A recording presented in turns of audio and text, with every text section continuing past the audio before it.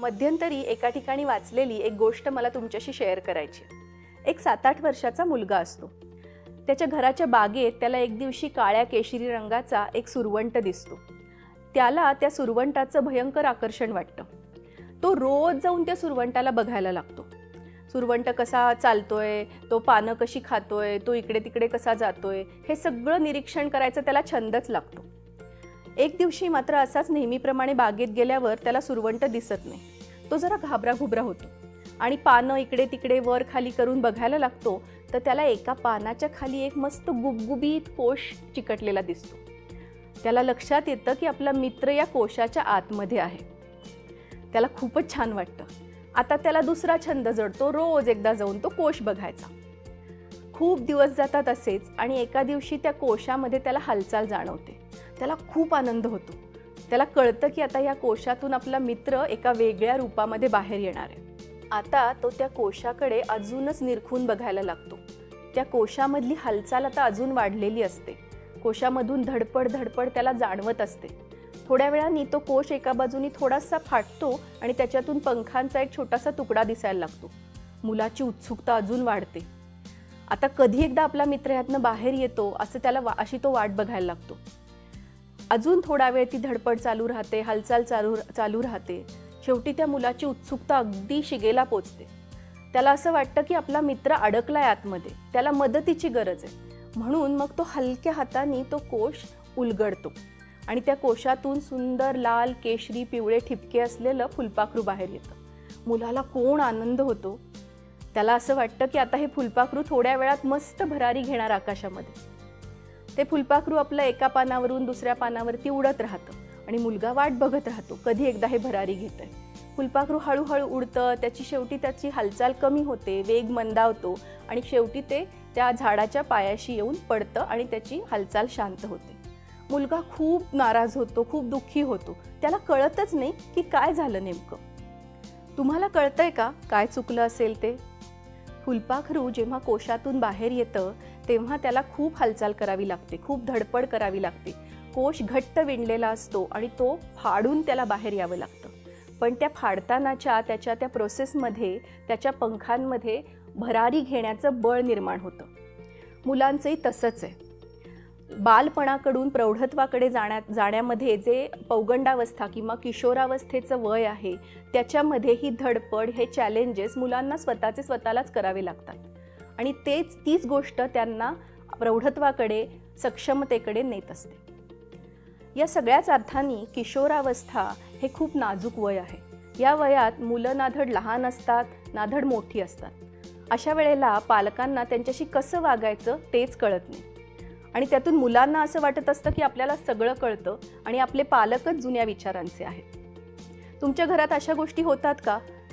माझ्या सगळ्या मित्रांकडे मोबाईल आहेत, तुम्ही मला कधी देणार आहात? किंवा मला 9च्या आत घरात यायला लावता, किती अनफेअर आहे हे, माझे सगळे फ्रेंड्स मला चिडवतात. किंवा एखाद्या मित्राबद्दल मैत्रिणीबद्दल विचारलं तर just chill, we are just friends. माझी रूम आवरायची नाही बरं का, मला माहिती आहे की माझी रूम आवरताना तुम्हाला चेकिंग करायचं असतं, don't you trust me or what? अशा सगळ्या गोष्टी, अशा सगळ्या ज्या मुलांच्या तक्रारी सातत्याने असतात आणि बऱ्याचदा शेवटी असं असतं की खोलीचं दार बंद होतं आणि पालक आणि मुलांचा संवादही बंद होऊन जातो. बंद झालेला हा संवाद पालकांना खूप अस्वस्थ करतो. त्यांच्या मनाची दोलायमान स्थिती होते. कसं बोलायचं यांच्याशी? बोललं नाही तरी चालणार नाही आणि मग काय करावं हेच कळत नाही.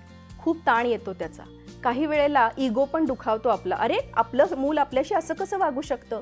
राग येतो, खूप वाईटही वाटतं आणि काही वेळेला ना अपराधीपणाची भावनाही येते. मी नोकरीच्या नादात ह्याच्याकडे लक्ष द्यायचं विसरले वाटतं किंवा माझी मुलगी मला दुरावणार तर नाही ना, असे विचार सारखे मनामध्ये येत राहतात. आणि शेवटी प्रश्न तोच राहतो की या मुलांशी वागायचं तरी कसं? नमस्कार, मी गुंजन कुलकर्णी, चाइल्ड आणि फॅमिली सायकोलॉजिस्ट. मनस्वास्थ्य या विषयावर माझं यूट्यूब चॅनल आहे. चॅनलचं नाव आहे ध्यानी मनी. आज या व्हिडिओमध्ये आपण किशोरवयीन मुलांशी बोलायचं कसं, वागायचं कसं या विषयावर काही गोष्टी बघणार आहोत. किशोरवयीन मुलांशी वागायचं कसं, बोलायचं कसं हे बघताना आपण पहिल्यांदा बघणार आहोत ते म्हणजे त्यांचे ट्रिगर्स ओळखूया. आता आपली मुलं आपल्याबरोबर आपल्या समोरच लहानाची मोठी झालेली असतात, त्यामुळे कुठल्या गोष्टी त्यांना ट्रिगर करतात हे आपल्याला माहिती झालेलं असतं. उदाहरणार्थ एखादी मुलगी आहे जिला शाळेतनं आल्या आल्या प्रश्न विचारलेले नाही आवडत, हे माहीत असतं तिच्या आईला. त्यामुळे अशा वेळेला शांत राहणं आणि तिचं प्रसन्नपणे स्वागत करणं खूप फायदेशीर ठरतं. एखादा मुलगा आहे ज्याला कानाला हेडफोन्स लावून बसलाय, म्युझिक ऐकतोय, तर अशा वेळेला त्याला डिस्टर्ब केलेलं नाही आवडत, हे आपल्याला माहीत असतं.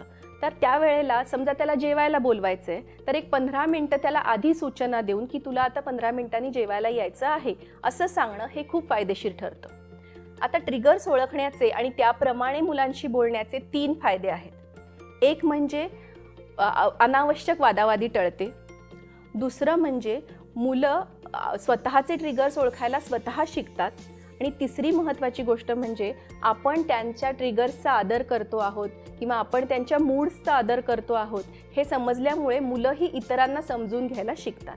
दुसरी महत्त्वाची गोष्ट म्हणजे आपल्या अपेक्षा मुलांना प्रेमानं आणि स्पष्टपणे सांगूयात. उदाहरणार्थ, जेवणानंतर टेबल पुसून घ्यायचं काम तुझं बरं का, इतक्या स्पष्ट शब्दामध्ये मुलाला सांगूया. आणि आता एक लक्षात ठेवूया की ही मुलं त्यांच्या विश्वात नेहमी रममाण असतात, त्यामुळे एकच जबाबदारी त्यांना कदाचित वारंवार आठवण करून द्यावी लागेल. पण त्यावेळेला मात्र आपल्याला पेशन्स ठेवावा लागेल. पण काही काळाने या गोष्टी अंगवळणी पडतात आणि मूल ती गोष्ट करायला शिकतं. तर त्या बाबतीत स्पष्टपणा आणि शांतपणा आणि प्रेमाने सांगणं हे फार महत्त्वाचं आहे. हे सगळं सांगितल्यानंतर पालक मला विचारतात की खरंच हे असं होतं का हो?